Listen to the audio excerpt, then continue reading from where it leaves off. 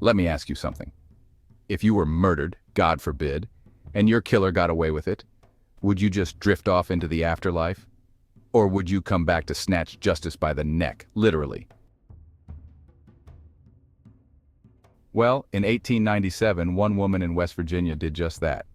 This is the only known case in U.S. history where a ghost was the key witness in a murder trial. So, grab your holy water. Your favorite scarf, you'll see why. And let's talk about the one and only Greenbrier Ghost.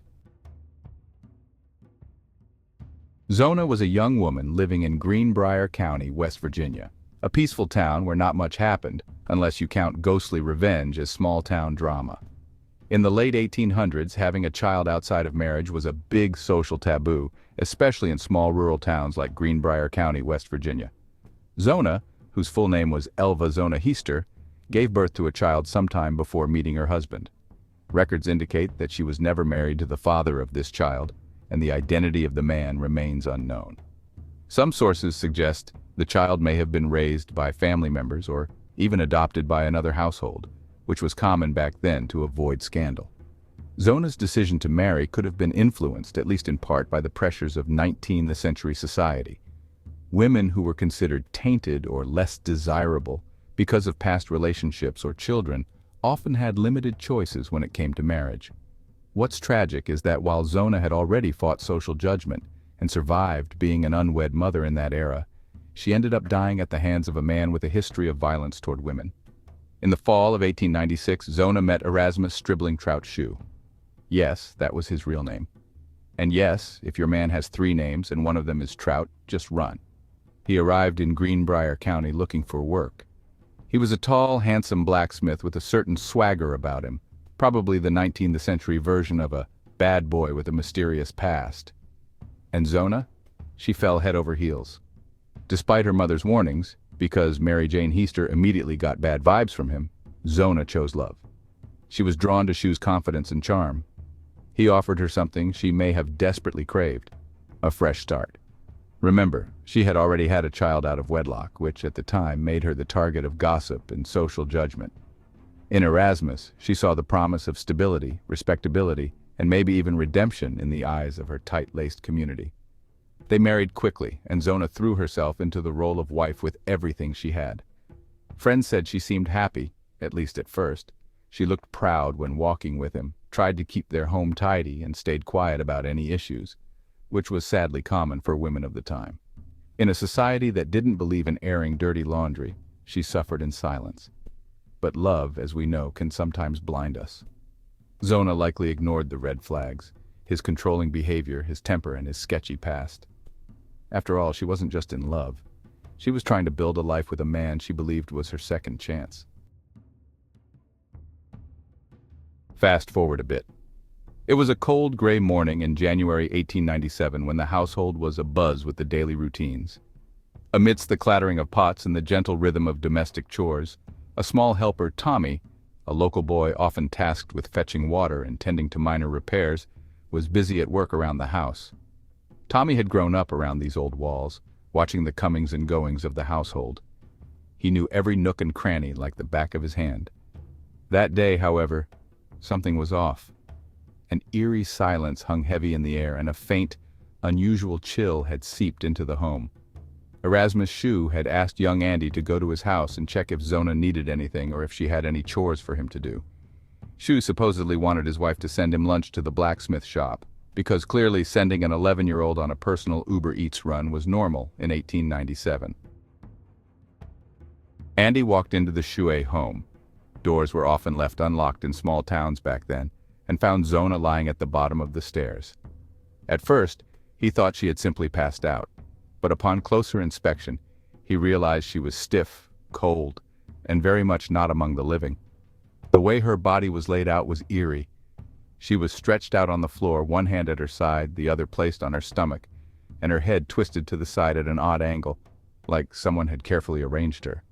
Andy ran from the house in a panic and alerted Shue and others.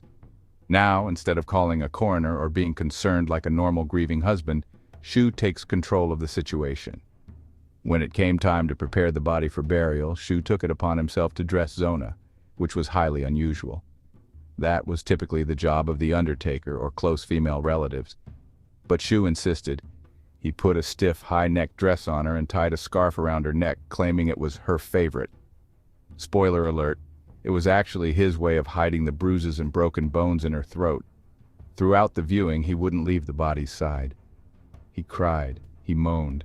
He arranged her head on a pillow and fussed with flowers to distract anyone from touching her neck. And no one questioned him.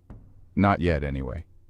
The local doctor, George Knapp, was there to sign the death certificate but couldn't even do a proper exam because Shue wouldn't leave the room. So the case was closed. Done. Buried. Literally. Zona was laid to rest and the town moved on. Well, almost. Enter Mary Jane Heaster, Zona's mother.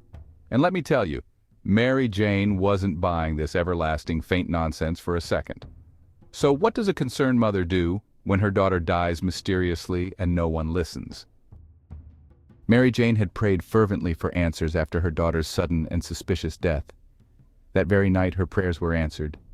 Zona's ghost appeared at the foot of her bed, surrounded by a pale, cold light. Mary Jane later said her daughter looked like she did in life, only sad and cold as death. Zona told her mother she had been murdered, not by some stranger or accident, but by her husband, Erasmus Shue. She said it clearly and without hesitation. And then, just as mysteriously, she vanished into the dark. Over the next 3 nights, Zona returned to fill in the blanks. She told Mary Jane the exact story of what happened the night she died. "Mama, he came home angry because I hadn't made any meat for dinner." Apparently, Erasmus had wanted meat with his supper. Zona hadn't prepared any. Maybe she was tired. Maybe they couldn't afford it. Or maybe she just didn't feel like it. Whatever the reason, this tiny domestic disagreement lit the fuse. Zona said Erasmus flew into a violent rage. They argued, and when she turned away from him at the top of the stairs, he grabbed her neck with both hands and snapped it. She said, "He was a devil. He crushed my windpipe. I felt the bone snap." Zona then rotated her head 180 degrees to show her mother how he'd twisted and broken her neck. Imagine being in bed and watching your daughter's ghost snap her own head around to demonstrate how her killer did it. That'll wake you up faster than coffee. Here's where it gets especially spooky, and why people took the story seriously. Zona told her mother that Erasmus had broken her neck at 3 specific places. This was before the autopsy. Remember, no one had examined Zona's body properly because Shue had tightly dressed and guarded it.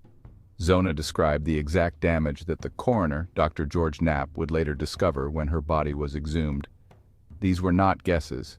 These were precise forensic details a woman of Mary Jane's background would not have known unless someone told her. The detail about the meat wasn't just eerie, it was revealing. It showed the petty, irrational rage Shue had. This personal domestic moment, something a killer wouldn't confess to, made the ghost's testimony feel all the more real. Zona warned her mother that Shue had been violent before and would continue to be if left free. Later it was revealed during the trial that he had been married twice before, once to a woman who claimed he abused her, and another who died mysteriously. Zona's ghost told her mother, "You weren't wrong about him, Mama. And if you don't stop him, he'll do it again." Mary Jane believed every word. She took her daughter's ghostly testimony seriously, not just because it was supernatural, but because it matched her gut instinct all along. She marched to the prosecutor, John Alfred Preston, and demanded an investigation. It was her determination, combined with the details only Zona's spirit could have known, that led to the exhumation, the autopsy, and Erasmus Shue's arrest and eventual conviction. Erasmus Shue was arrested and taken to trial in one of the most bizarre court cases in American history. The prosecution stuck to the facts, the autopsy, the timeline, the man's sketchy past.